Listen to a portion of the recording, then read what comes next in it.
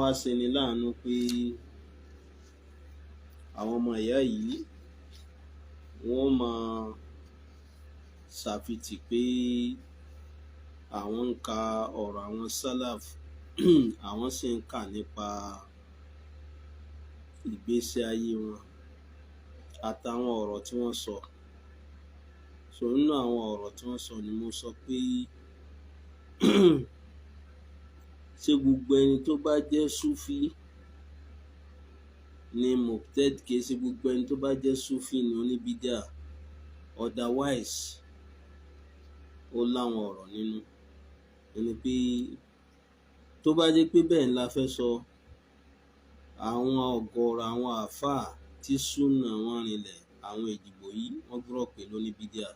Òun ni challenge tí mo fẹ́ fún wọn. Àtàfáà kan tí ń bẹ ní Ọ̀yọ́, ọ̀rọ̀ kan lọ lọ́wọ́lọ́wọ́ lórí tí Ustaz Amúbíẹ̀yà tún sọ jáde tán clear kankan ní táwọn Èjìgbò wíyà ti ń béèrè fún tipẹ́tipẹ́, àfáà clear rẹ̀ jáde.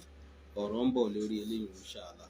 Àmọ́ tí mo fẹ́ yẹn láàrin yìí ni pé kì í ṣe gbogbo ẹni tó bá jẹ́ súfí tán ṣàfitì súfí sí abófitì síra rẹ̀ lóníbídà. Tó bá jẹ́ pé bẹ́ẹ̀ ni àwọn Èjìgbò wíyà, mo challenge gbogbo wọn. Àwọn àáfàá tí mo fẹ́ kà yìí kán jáde kán wá bàdá wọn. Èyíkéyìí inú wọn tó bá tó bẹ́ẹ̀ kó wá bàdá wọn. Súfí orinlẹ̀ pẹ̀lú wọn. ń gbé látòrí àáfàá tí máa ń sábà sọ. Kí n tó lọ síbẹ̀, màá lọ sínú Madariju Salikin. Mo fẹ́ fi ọ̀rọ̀ yìí bẹ̀rẹ̀. Ọ̀rọ̀ al-Imam Ibn Qayyim inú tírà rẹ̀ Madariju Salikin, mujallad ẹlẹ́kẹta, page 128. Kí ni Ìmáàmù Ibn Qayyim sọ? Ní qala Shafi'i, al-Imam Shafi'i kan náà ni rahimahullah, ó ní sahibutu sufiyata. Imam Shafi'i ni ó ní mo bá rìn àwọn súfí. faman tafa'atu minhum illa bi kalimatain, ìsànfàní lára wọn àyàfi kẹ́límà méjì kan. Ta ni sọ bẹ́ẹ̀? al-Imam Shafi'i as-Sunni as-Salafi. Ó ní sahibutu sufiyata inú tírà Madarij Salikin. Òun bá wọn súfí rìn, òun bá wọn rẹ́, òun wá ṣàǹfààní lára wọn nǹkan méjì. Sami'tuhum yaqulun, àwọn súfí Imam Shafi'i ó ní wọ́n máa ń sọ báyìí: al-waqtu sayfun, àsìkò tẹ́ríhun idà ni. Fa'in qata'tahu wa illa qata'aka, tó bá fi gé nǹkan, àìṣe bẹ́ẹ̀ yóò gé ọ. Wa nafsuka in lam tushghilha bil haqq, bákan náà ẹ̀mí rẹ tó bá jẹ́ kó ká ìrojú pẹ̀lú òdodo. Wa illa shagalatka bil batil, bí ó ṣe bẹ́ẹ̀ ẹ̀mí rẹ yóò ká ìrojú pẹ̀lú ìbàjẹ́.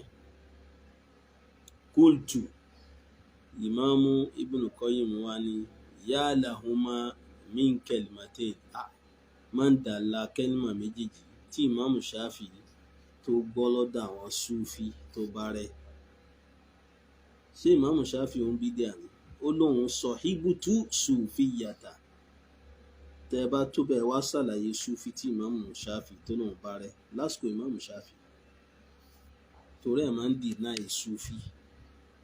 Ara àwọn kọjá àlà tí àwa fẹ́ yanjú láwùjọ tẹ́ ẹ̀ fi ń dọ̀tí súnà, pàápàá jùlọ Èjìgbò olórí àtàwọn yòókù yín tẹ́ ìjọ ń ṣe Màdìkàlíyà Sàlàfíà tán bẹ lẹ́kọ̀ọ́.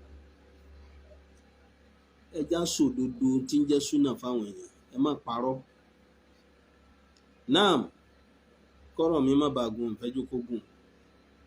Ma anfa'uhuma wa ajma'uhuma, Imam Ibn Qayyim pé ma anfa'uhuma, bóun ni kẹ́límà méjèèjì tí Imam Shafi'i gbọ́ lọ́dọ̀ àwọn súfí ó sì ṣàǹfààní tó. Wa ajma'uhuma, àti ìkó ọ̀rọ̀ sínú, ìkó àǹfààní sínú, wa adallahuma ala uluwi immati qa'iliha, àti ìtọ́ka ipe kẹ́límà méjèèjì ń túmọ̀ sí pé ẹni yìí èrò wọn ga, èrò dáadáa, wa yaqadhatahu, àti ìtají, wa yakfi, ó wá tó fi hadha, níbi ọ̀rọ̀ yìí, sanahu Shafi'i, ẹ̀yìn ìmáàmù Shafi'i, ala ta'ifatin, àwọn apá kan, ay sadatu sufiyya, àwọn olórí sufi, hadha qadru kalimatihi, eléyìí ni bọ́rọ̀ wọn ti tóbi.